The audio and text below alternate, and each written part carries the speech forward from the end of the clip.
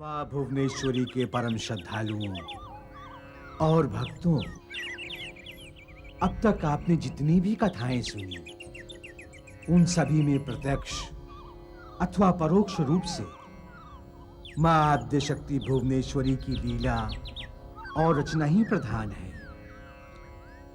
तारकासुर वध के लिए कुमार स्कंद का जन्म और कुमार स्कंद के जन्म के लिए शिव पार्वती विवाह की रचना तथा इस विवाह के लिए पार्वती का घोर तप, ये सारी लीलाएं विश्व कल्याण के निमित्त एक दूसरे से संबद्ध है। स्कंद के द्वारा तारकासुर वध होने के पश्चात मां भुवनेश्वरी को अपनी लीलाओं का विस्तार करना था, अतः उन्होंने अपने गणों के अधिपति अर्थात श्री गणेश के जन्म की लीला का निर्माण किया। नंदी, मैं स्नान करने जा रही हूँ। सदा की भांति तुम बाहर सतर्क रहकर चौकी करना। आप निश्चिंत रहें महादेवी। सावधान, किसी को भीतर ना आने देना, ये मेरी आज्ञा है।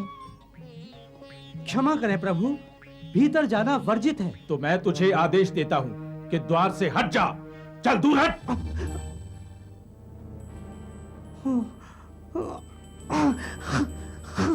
आप भीतर कैसे चले आए? नंदी ने आपको रोका नहीं? उसके रोकने का क्या अर्थ होता है देवी? मैं तुम्हारा पति हूँ। महेश्वर, काल पीड़ा को अवश्य कम करता है, मिटा नहीं सकता है। होनहार और प्रकृति के नियमों का ध्यान रखो नंदी। जो होता है, जो हुआ है और जो होगा, वो मां भुवनेश्वरी की इच्छा से ही हुआ है और होगा। नारायण नारायण। नंदी, तुम यहाँ इस कोने में अकेले? सब कुशल मंगल तो है? नंदी, नंदी, तुम स्वस्थ तो हो? क्या हुआ? तुमने तो मौन साध रखा है, कुछ बोलते ही नहीं। नंदी, नंदी। देवर्षि, आप पधारे, नमस्कार स्वीकार करें। नारायण नारायण। कहां खो गए थे तुम नंदी? कहीं नहीं देवर्षि, बस यूं ही। ना, लगता है तुम किसी मायावी बाधा से पीड़ित हो। हमारे इस परम पवित्र स्थान कैलाश पर कौन मायावी प्रवेश करने का दुस्साहस कर सकता है? तो फिर ऐसा क्यों लगता है कि तुम किसी मायावी जाल से पीड़ित हो? ऐसा कुछ भी नहीं है देवर्षि, ऐसा कुछ भी नहीं है। देखो इधर, कुछ तो अवश्य है। तुम सदा प्रसन्न रहने वाले, हंसने हंसाने वाले, आज इस तरह सुध-बुध खोकर बैठे हो कि नारद के आने की आहट तक तुम्हें नहीं हुई। नारद तो नारायण की आहट के बिना एक पग भी उठाता नहीं, और जिसे नारायण की आहट का भी ध्यान ना हो, वो कितना खोया हुआ है, इसका अनुमान तो लगाया ही जा सकता है। बस ऐसे ही बैठा हुआ था। मन की पीड़ा बुद्धि की चेतना को हर लेती है। मैं भी चेतनाहीन अवस्था में था, इसीलिए नारायण की आहट ना सुनने का अपराध मुझसे हुआ है। क्षमा करो देवर्षि। अरे नंदी, तुम्हारे मन में पीड़ा? कहो तो क्या हुआ? जो नहीं होना चाहिए था, जो आज तक नहीं हुआ, वही घटित हो गया देवर्षि। स्पष्ट नहीं कहोगे तो मेरी छोटी बुद्धि में बात कैसे आएगी नंदी? देवर्षि, एक और मैंने माता पार्वती की आज्ञा न मानकर अपराध किया, और दूसरी ओर देवादिदेव भोलेनाथ का विरोध कर दूसरा अपराध किया। सदा जिनकी सेवा करता रहा, जिनकी आज्ञा का पालन करता रहा, उनकी आज्ञा को ना मानना और विरोध करना मेरे मन की पीड़ा का बस यही कारण था। नंदी, तुमने इससे पूर्व तो ऐसा नहीं किया। प्रथम बार किया है तो अवश्य ही कारणवश किया होगा, हैं? कारण था देवर्षि, कारण था। क्या? नहीं नाथ, नंदी मेरा अपराधी नहीं है। वह तो मेरी आज्ञा का पालन करने के लिए ही उसने आपका विरोध किया था, किंतु आप उसे धकेलकर भीतर आ गए थे। इससे अधिक विरोध वो नहीं कर सकता था। यदि वो विरोध करता तो तुम्हारी आज्ञा का पूर्ण पालन कर सकता था। आपका विरोध करने का अर्थ होता आपके साथ युद्ध करना, और यदि वो आपके साथ युद्ध करता तो क्या जीवित रह पाता? अवश्य ही आपके हाथों मारा जाता, और वो तो हम दोनों के लिए अधिक दुखदायी स्थिति होती। दुखद स्थिति में तो वो है ही, और मानसिक रूप से वो पीड़ा पा रहा है। मैंने उसकी मानसिक पीड़ा को कम करने का प्रयत्न अवश्य किया, किंतु उसका मन तर्क की भाषा सुनना ही नहीं चाहता। पीड़ा भावना की धरातल पर है तो तर्क कैसे सुनेगा? सच तो ये है कि उसे द्वार की रक्षा का कार्य सौंपकर मैंने ही भूल की थी। सत्य तो ये है कि भीतर आने की दृष्ट धर्मी मैं नहीं करता तो ये दुखद स्थिति उत्पन्न न होती। नारायण नारायण नारायण नारायण। भोलेनाथ, बाहर तो सर्वत्र आपकी माया व्याप्त है ही, क्या भीतर भी आपकी माया खेल रचाती रहती है? आप जगत के स्वामी हैं, फिर आप ऐसा क्यों कह रहे हैं कि यदि ऐसा होता तो वैसा ना होता? होना ना होना तो आपकी इच्छा पर ही निर्भर है। सब कुछ समझते हुए भी नहीं समझते नारद।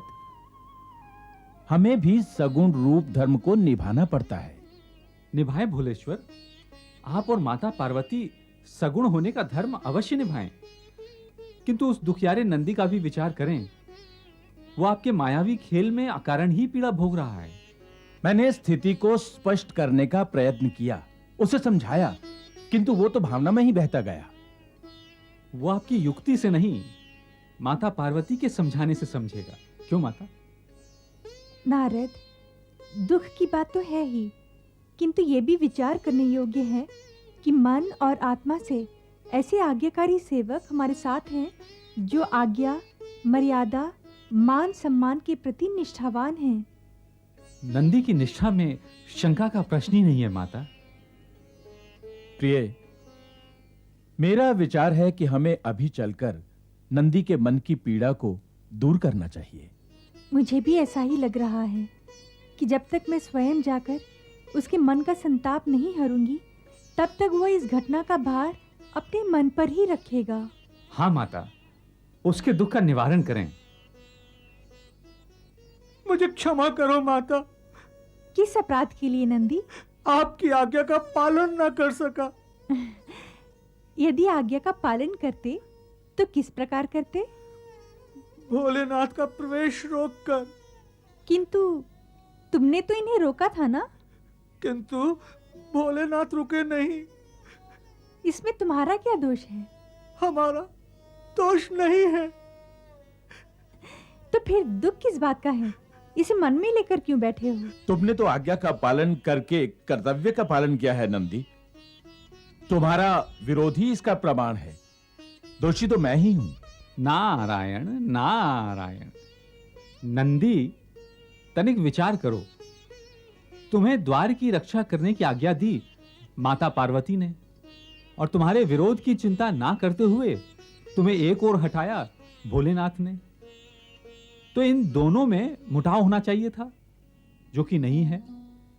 तो इसी से तुम्हें जान लेना चाहिए था कि जो है वो नहीं है, और जो नहीं है वो है। देखो इधर।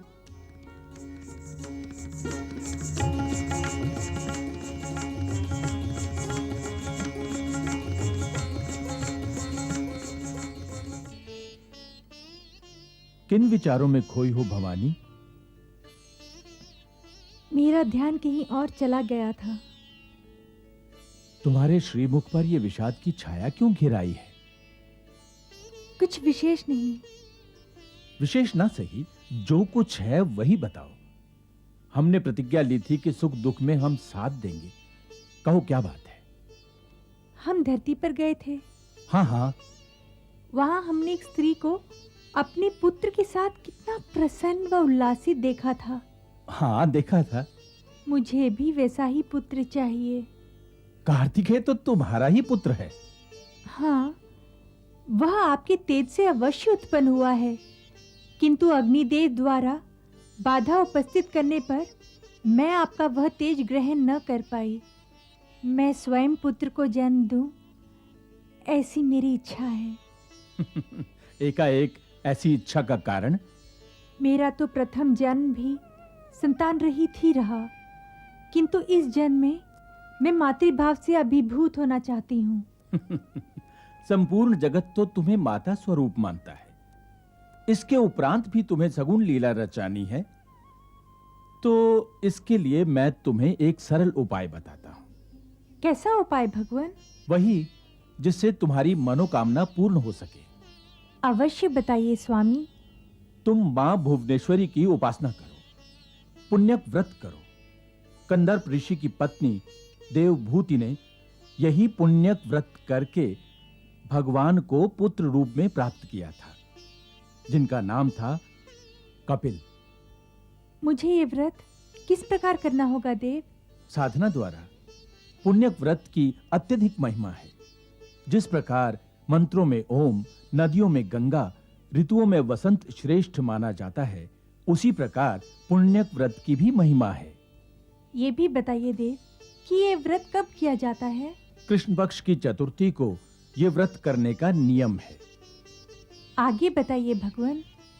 उस दिन प्रातःकाल ब्रह्म मुहूर्त में जागकर स्नान ध्यान से पवित्र होकर मां भुवनेश्वरी से प्रार्थना करनी चाहिए कि हे सर्वशक्तिमान मातेश्वरी, आपके प्रत्यर्थ मैं पुण्यक व्रत कर रही हूं, मुझ पर कृपा करें। ये व्रत करते समय मातेश्वरी के प्रतीक रूप में कलश स्थापित करना चाहिए। उसके चारों ओर केले के स्तंभ लगाने चाहिए और व्रत के दिन निराहार रहकर षोडशोपचार विधि से पूजन करना चाहिए। पूजन के पश्चात ब्राह्मण को भोजन एवं दक्षिणा देनी चाहिए। चंद्रोदय होते ही उनकी पूजा करनी चाहिए। ये भी बताइए भगवान कि ये व्रत कितने समय व अवधि तक करना चाहिए? देवी, 1 वर्ष पर्यंत ये व्रत करने से तुम्हें बुद्धिमान और बलवान पुत्र की प्राप्ति होगी और वो पुत्र सभी गणों का अधिपति होगा।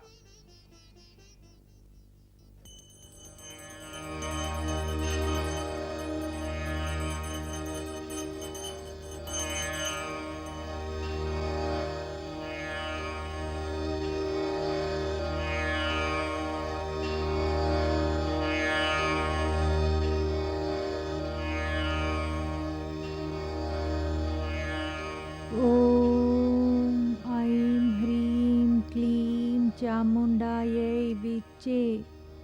ओम ऐं ह्रीं क्लीं चामुंडायै विच्चे। ओम ऐं ह्रीं क्लीं चामुंडायै विच्चे। भिक्षा देई, भिक्षा देई, भिक्षा देई, भिक्षा देई, भिक्षा देई, भिक्षा देई, भिक्षा देई। ब्राह्मण देवता। माता, निर्धन ब्राह्मण हूँ, क्षुधा से पीड़ित हूँ। कई दिनों से भोजन प्राप्त नहीं हुआ है, भोजन करा दे माता। अवश्य ब्राह्मण देव, आपका स्वागत है। आज ही मेरी व्रत की पूर्णाहुति हुई है। ब्रह्मभोज की व्यवस्था है, आपको भोजन अवश्य प्राप्त होगा। कब प्राप्त होगा माता? क्षुधा के कारण मेरे प्राण छटपटा रहे हैं। कई दिनों से भोजन नहीं किया है मैंने। भोजन की व्यवस्था शीघ्र करा दो माता। पधारो ब्राह्मण देव, उदर तृप्त होने तक भोजन कीजिए। भोजन में मोदक तो होंगे ना? अवश्य होंगे, इच्छा भर खाइए। जया। जी देवाधिदेव। हमारे यहाँ अतिथि पधारे हैं। ब्राह्मण देव, अतिथि देवो भव, उनके भोजन की व्यवस्था करो और उनके समीप मोदक का थाल रखो। अवश्य। आइए ब्राह्मण देव। पधारिए ब्राह्मण देव। जया, जी देवाधिदेव। हमारे यहां अतिथि पधारे हैं। ब्राह्मण देव, अतिथि देवो भव, उनके भोजन की व्यवस्था करो और उनके समीप मोदक का थाल रखो। अवश्य। आइए ब्राह्मण देव। पधारिए ब्राह्मण देव।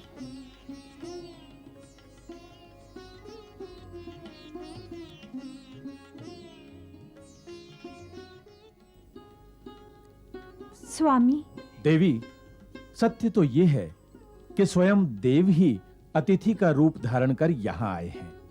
हे नटराज, मुझे आपका संभाषण संदिग्ध लगा। उन ब्राह्मण का आपको अर्थपूर्ण दृष्टि से देखना भी संदिग्ध लगा। अतिथि देवो भव, इसका अर्थ तो स्पष्ट है, किंतु आपने ये भी कहा है कि देव ही अतिथि बनकर आए हैं। इसका अभिप्राय क्या है? कहीं ब्राह्मण के वेश में ये कोई विभूति तो नहीं? तुम्हारी शंका यथार्थ है देवी। ये कोई निर्धन ब्राह्मण नहीं, ये तो तुम्हारा भावी पुत्र है। मेरा पुत्र? और इस अवस्था में? आने दो उसको भोजन करके। पूछूंगी उससे कि ये वेश धारण करने की क्या आवश्यकता आ पड़ी। महादेवी, महादेवी, आश्चर्यजनक घटना घटी। वे ब्राह्मण देव केवल मोदक खाकर अदृश्य हो गए। अदृश्य हो गए? मैंने कहा था ना कि वो तुम्हारा ही पुत्र है। किंतु देव, ये कैसा रहस्य है कि मैं अपने पुत्र को नहीं पहचान सकी और आपने उसे पहचान लिया?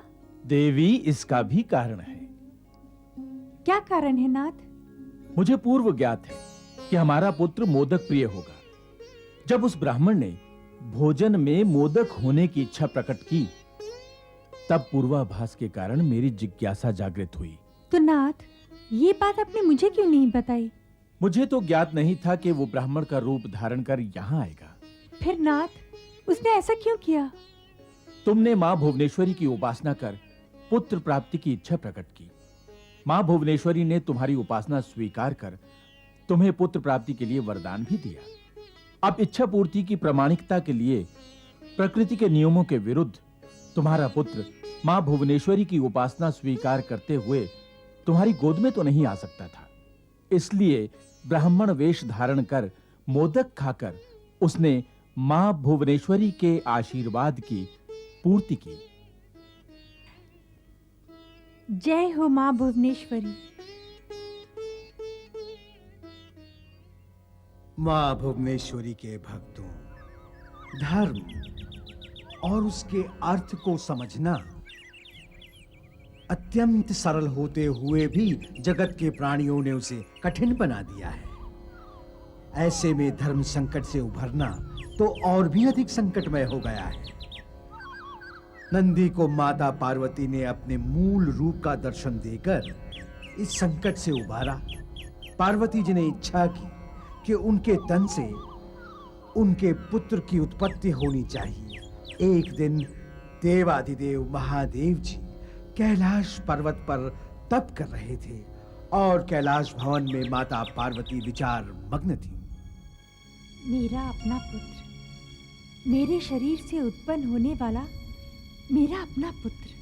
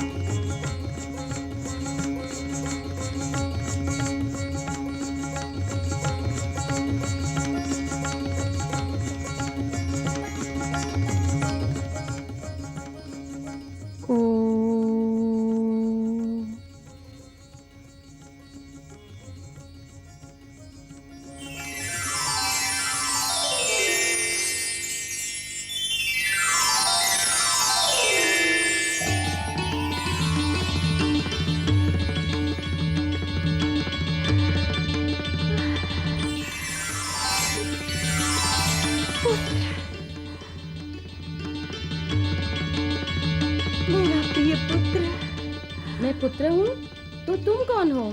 मैं तेरी जनिता हूँ, तेरी जननी, तेरी माँ हूँ पुत्र। माँ? एक माँ तो जगत जननी आद्य शक्ति है और मेरी दूसरी माँ तुम हो। भाग्यशाली हूँ मैं, मेरी दो माता है। अति उत्तम। जन्म लेते ही तुम परम ज्ञान की बातें करने लगे। जन्म कहाँ लिया मैंने? मैं तो अजन्मा हूँ। मैं तुम्हारा इच्छा पुत्र हूँ। सगुण रूप से पुत्र रूप हूँ और निर्गुण रूप से ओंकार हूँ। मेरा मन हर्षित कर दिया तूने पुत्र। इस अल्पायु में ही महापंडितों जैसी वाणी बोलता है। ये तुमने क्या किया माँ? मैंने तुम्हें चूमा है। चूमने से क्या होता है माँ? क्यों चूमा तुमने मुझे? मन का निराकार भाव जब शरीर के माध्यम से प्रकट होकर साकार होता है तो शरीर स्वाभाविक रूप से क्रियामान हो जाता है।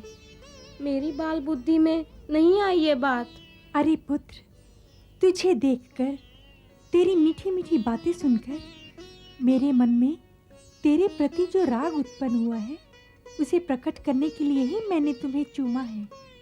किंतु माँ, तुम्हारा राग, स्नेह और स्पर्श पाकर मैं भी तो तुम्हारे प्रति अपना मनोभाव प्रकट करना चाहता हूँ। मैं भी लूं तुम्हारी चुम्मी? कैसी लगी? खट्टी या मीठी? मीठी। पर माँ, मेरा नाम क्या है? गणपति। तू मेरे गणों का नायक होगा। नाम तो हुआ गणपति, और काम? मेरी आज्ञा का पालन करना, इस भवन की रक्षा करना। विशेषकर जब मैं स्नान करने जाऊं तब इस भवन में किसी को प्रवेश न करने देना। मैं आपके आज्ञा का पालन करूंगा माँ। ये शब्द मैं इससे पूर्व भी सुन चुकी हूँ पुत्र। मेरी आज्ञा का पालन करने का विश्वास दिलाकर भी हमारा गण आज्ञा का पालन नहीं कर सका था। वो कोई तन और मन का अत्यंत दुर्बल गण रहा होगा माता। नहीं पुत्र, वो तन में तुमसे बड़ा और मन में तुमसे भी अधिक दृढ़ था। तो फिर वो कर्तव्य परायणता और संकल्प शक्ति से दुर्बल होगा माता। मैं तो कर्तव्य पालन करने और अपनी माता की आज्ञा मानने के लिए अपने प्राण तक त्याग कर सकता हूँ। प्रसन्न रहो पुत्र। मैं तुम जैसा निर्भय, पराक्रमी और निष्ठावान पुत्र पाकर प्रसन्न हूँ। अब मुझे विश्वास हो गया कि तुम किसी भी प्रकार का लोभ, भय संबंध अथवा प्रभाव से प्रभावित नहीं होगे। आपका आशीर्वाद पाकर और आपसे प्रभावित होने के पश्चात मैं अन्य किसी से प्रभावित होने वाला नहीं हूँ माता।